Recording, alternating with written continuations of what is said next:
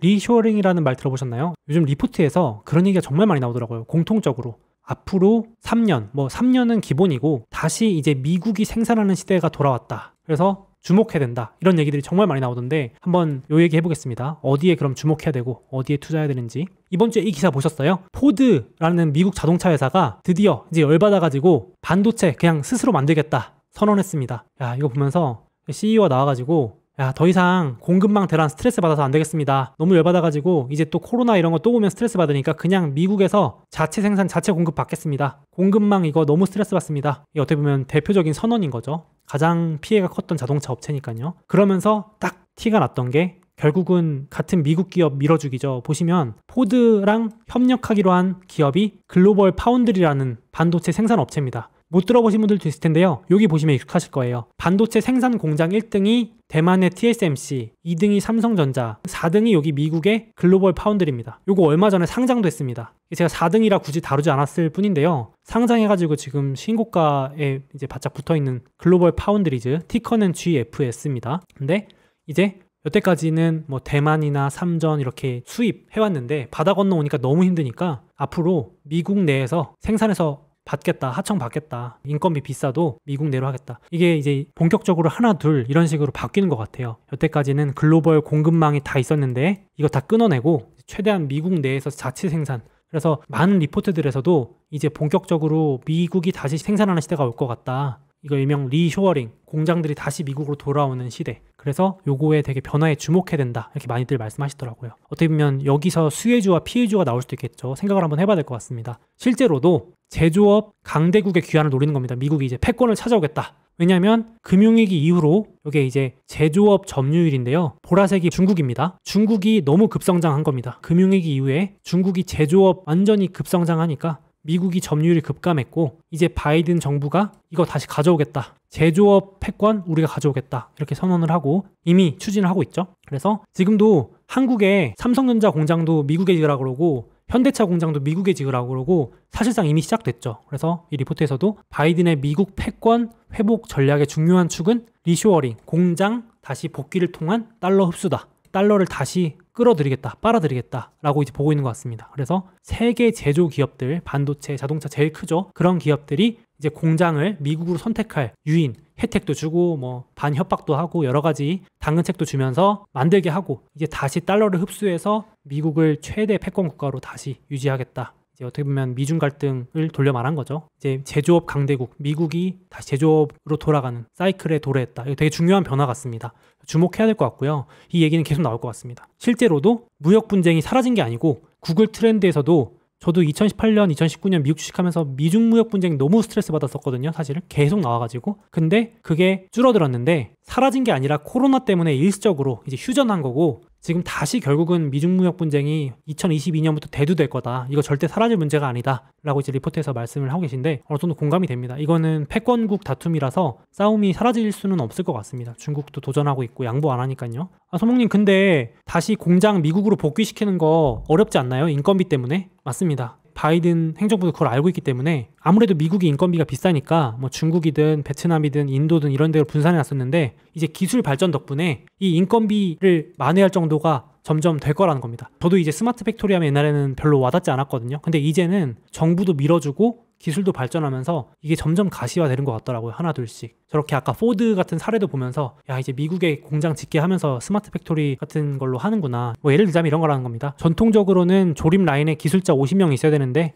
이제는 기술자도 필요 없고 로봇 관리하는 5명만 있으면 될 정도로 기술이 많이 좋아지고 있다. 엄청나게 기술 혁신이 이뤄지고 있다. 그러니까 위기 이후에 기술이 혁신된다는 얘기가 여기서도 이어지는 것 같습니다. 여태까지는 안 그랬는데 미국 제조기업 120개 임원들 대상으로 조사를 해보니까 공장 복귀에 대해서 상당히 우호적으로 바뀐 겁니다. 예를 들어서 3년 내에 공장 돌아갈 생각 있는가? 한 절반 정도는 있다. 물론 41%지만 훨씬 높아진 겁니다. 예전에 비해서. 인건비 높은데도 괜찮나? 절반 정도는 오케이. 미국 내 생산 늘릴 건가? 절반 정도 오케이. 미국 내 정책들이 도와주고 있는가? 오케이. 이런 식으로 이제 임원진들도 이제 우호적으로 바뀌고 있다는 겁니다.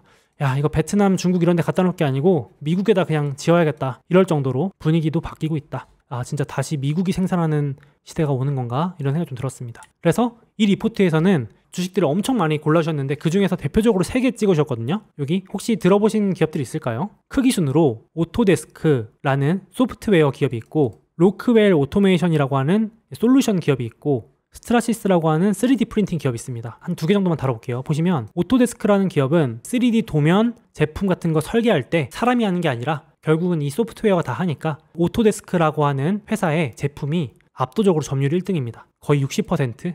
승자 독식 하는 기업이라서, 요거 아마 오토데스크라고 CAD 이런 거 쓰시는 분들은 되게 익숙하신 기업일 거예요. 거의 어도비 뭐 이런 것처럼 그쪽 기업들이 수혜를 볼 수밖에 없다. 예를 들어서 예전에는 공장 만들거나 제품 만들려면은 제가 누구한테 종이 주면서 야, 이것 좀 만들어 와 이랬을 텐데, 스마트 팩토리에서는 로봇이 만들어야 되기 때문에 이 3D 소프트웨어가 더 중요해질 것이다. 프로그램을 써서 언어를 제공해야 되니까 도면 전달하려면 앞으로 이 중요성이 더 커질 것이다. 사람이 만드는 게 아니니까요. 이제 스마트 팩토리는 다 어차피 로봇이 만드는 거니까 실무자보다도 이 프로그램 통해서 하는 게 더 중요해지는 시대가 오는구나, 이렇게 말을 하고 있습니다. 그래서 스마트 팩토리 산업과 이 오토데스크는 함께 갈 수밖에 없다. 그래서 승자 독식이다, 이렇게 말하고 있고요. 실제로 이 회사는 향후 전망도 거의 20에서 30, 40%씩 꾸준히 성장하는 회사입니다. 제가 이 회사는 거의 경쟁자가 없어 보여가지고 진짜 승자 독식 기업이 맞습니다. 쭉 성장하는 기업입니다. 오죽하면 이 리포트에서 뭐라냐면요, 정해진 승자다.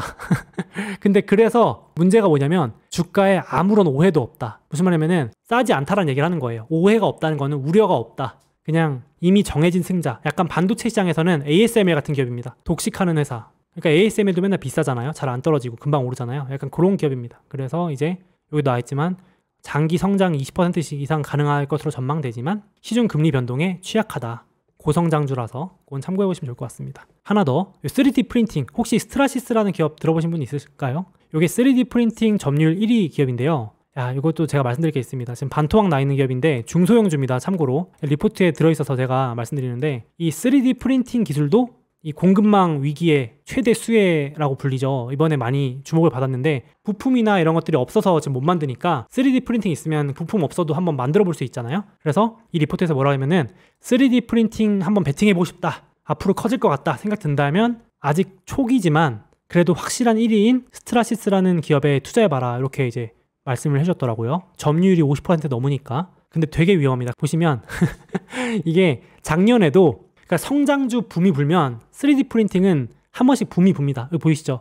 작년 11월부터 올해 1월까지 한 3배, 4배가 한 달 만에 올랐습니다. 스트라타시스가 이렇게 급등했다가 1년 쉬었다가 또 이제 성장주 들썩들썩 하니까 오르고 있습니다. 얘는 실적은 괜찮은 회사예요. 근데 변동이 너무 심합니다. 참고를 하셔야 될 것 같고요. 조심하셔야 됩니다. 근데 유망하다는 이유로 이제 변동이 엄청 크죠.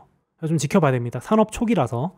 제가 이 기억에 남는 게요, 혹시 이 3D 프린팅 과거에도 들어보신 적 있는지 모르겠는데, 이 스트라타시스 차트입니다. 장기 차트인데요, 이때 2013, 14년에 보이시나요? 여기? 이때가 3D 프린팅 붐이 불었을 때입니다. 일명 3D 프린팅 버블. 제가 이때 미국 주식을 안 했지만 이때 기억이 나거든요. 이게 오바마 테마주에 걸렸었어요. 오바마 테마주. 주식 오래 하신 분들은 기억나실 텐데요. 이때 오바마 대통령 임기 시절이었는데요. 제가 이 너무 충격적인 차트에서 아직도 기억이 납니다. 이때 오바마 대통령이 직접 나와가지고 3D 프린터는 우리가 만드는 거의 모든 것의 제조 방법을 혁신할 것입니다, 이래가지고 이때 꼭지에서 이렇게 말했어요. 이때 100불 넘었던 주식이 지금 10불, 20불 가 있죠? 보이시죠? 이게. 근데 여기 뒤에 바이든 있습니다. 여기. 그 당시 오바마 대통령 뒤에 바이든 지금의 대통령이 있고요. 그래서 이제 오바마 테마주는 바이든 테마주라고도 불리면서 이렇게 들썩들썩 하기도 했죠. 작년에도. 또 반복이다 이러면서 주식시장이 반복되는. 아, 근데 이 어떤 느낌인지 아시겠죠? 그래서 그때도 3D 프린팅 거품론 급부상, 이 발전 없는 과대포장 이러면서 붐이 확 꺼졌습니다. 쓸 데가 없다 이러면서. 참 이 기술 발전과 우리 주식시장과 이 속도가 다른 것 같아요. 이제는 진짜 쓸 데가 생겼는데 이제 옛날 같은 붐이 올지는 모르겠습니다. 이렇게 한 번씩 테마주가 돌아요. 그래서 조심해야 됩니다. 이거 진짜. 이 스트라타시스라는 기업이 나쁘다는 게 아니고, 이렇게 주식시장이 어떤 테마를 가지고 붐을 일으키면서 급등하고 급락하고 한다. 그렇죠. 이거 보면 메타버스는 버블도 아니죠, 여러분들. 네. 심지어 여기 보시면 스트라타시스 실적도 이제 잘 나오고 있거든요. 이제 전망도 엄청 좋아요. 이제 근데 정작 주가는 앞서갔던 거죠, 테마에.